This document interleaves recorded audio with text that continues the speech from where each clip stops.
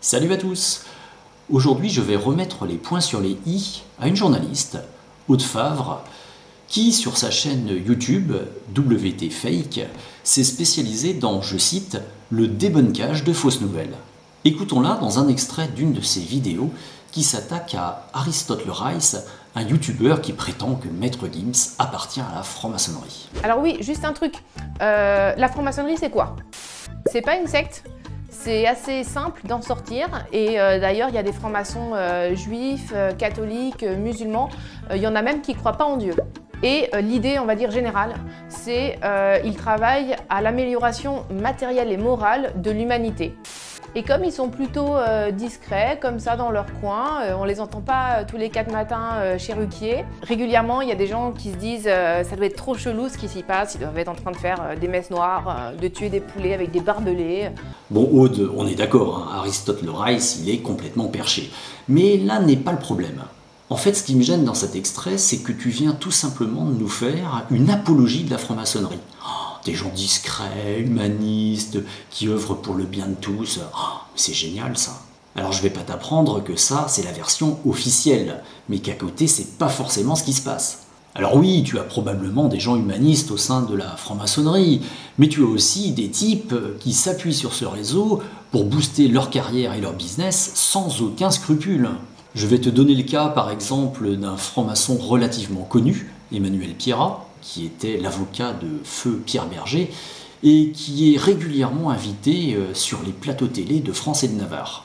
Eh bien sache que ce type est un grand ami du pédophile notoire Gabriel Maznef, peut-être le plus grand militant pédophile que la France ait jamais porté, qui se vantait par exemple de sodomiser un gamin de 12 ans. Et quand je dis amis, c'est pas à moitié, hein. Ils passent régulièrement leurs vacances ensemble, ils se font de la pub l'un pour l'autre, etc., etc. Et ce type, ça s'invente pas, il m'a mis la pression, par ses lettres d'avocat, de retirer de ma chaîne une vidéo où justement je dénonce un bouquin pro-pédophilie édité en 1979, co-signé par son ami Gabriel Maznef. Donc Emmanuel Pierrat humaniste, en tout cas pas pour les enfants. Et puis en passant, comme ça, tu nous dis qu'il est facile de sortir de la franc-maçonnerie. Ah bon? Et qu'est-ce qui te permet d'affirmer ça? C'est quoi tes sources? Allez, après ce petit recadrage, on va t'écouter, nous avouer qui sont ceux qui aujourd'hui te payent pour faire tes vidéos. Au cas où il y en aurait quelques-uns qui tiqueraient, je précise évidemment quelques points. Depuis 1 an, je suis rémunérée pour mes What the Fake parce qu'ils sont coproduits par France TV / qui a gentiment repéré mon travail et a trouvé que c'était à peu près de service public et je les remercie pour ça. Ils me donnent d'ailleurs une liberté éditoriale absolue, donc ça c'est top. Ils te donnent une liberté éditoriale absolue. Mais Aude, inutile de le préciser, on n'en a pas douté un seul instant. Non, sérieusement Aude, j'arriverai à voir en toi autre chose qu'un agent du système le jour où tu oseras dénoncer ne serait-ce qu'un dixième des choses que je dénonce sur ma chaîne YouTube, comme par exemple les fake news récurrentes de ceux qui te filent du pognon. Et après ça, faudrait qu'on te croie sur parole quand tu dénonces des fake news.